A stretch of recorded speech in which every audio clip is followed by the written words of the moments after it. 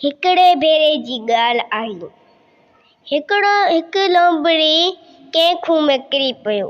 ॿाहिरि निकिरण लाइ घणा ई हथ पेर हयईं, पर ॿाहिरि निकिरी न सघियो। सोचंदो रहियो त छा कयां। थोरी देरि थी त उतां हिकु बगड़ गुज़रियो।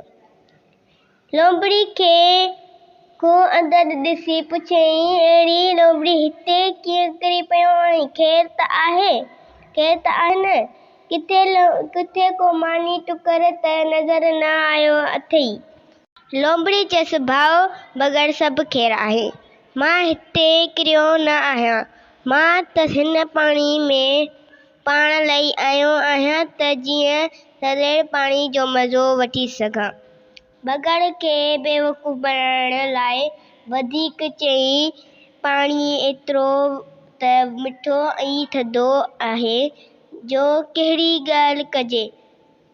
थोरो हेठि लही त ॾिस न, तोखे बि मज़ो अची वेंदो। इहा ॻाल्हि ॿुधी बगड़ लोमड़ी जी चालाकीअ खे सम्झी वियो ऐं खेसि खिल अची वई। चवण लॻो, मां तोखे चङी रेत सुञाणां, वञी कंहिं ॿिए खे बेवकूफ़ बणाए। बगड़ वधीक चयो, अदा अॼुकल्ह दौरु ॾाढो ख़राबु आहे। हर को मतलबी थी पियो आहे। कंहिं ते एतबार न घुरिजे। मां त हलां थो। उहो चई बगड़ हलियो वियो। कुझु देरि खां पोइ हिकिड़ो कुतो गुज़रियो। खूह में हेठि निहारियईं त लोमड़ी नज़र आयसि। लोमड़ी कुते खे ॾिसी चयो,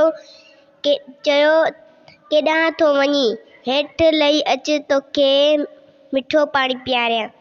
कुतो उञारो त हो। उन करे थोरी देरि लाइ लोमड़ी जी सलाह ते गौर कयो, पर सुतत ई खेसि ॻाल्हि सम्झ में अची वई त लोमड़ी जी ॻाल्हि ते ध्यानु न ॾियणु घुरिजे।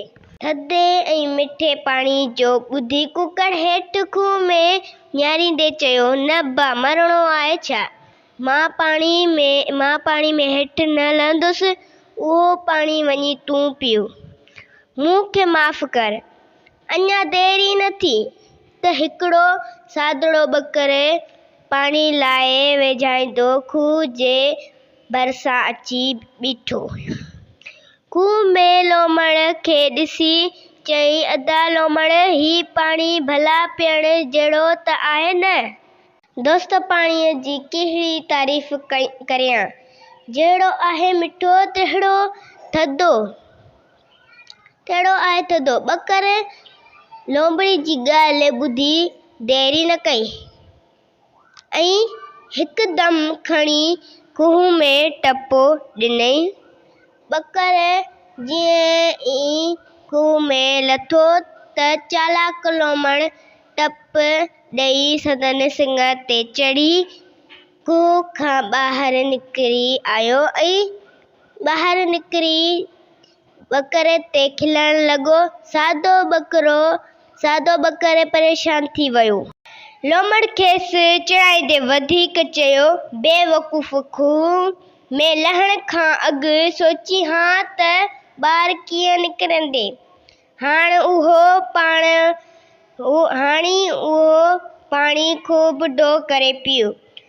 उहो चई लोमड़ी उतां हली वियो।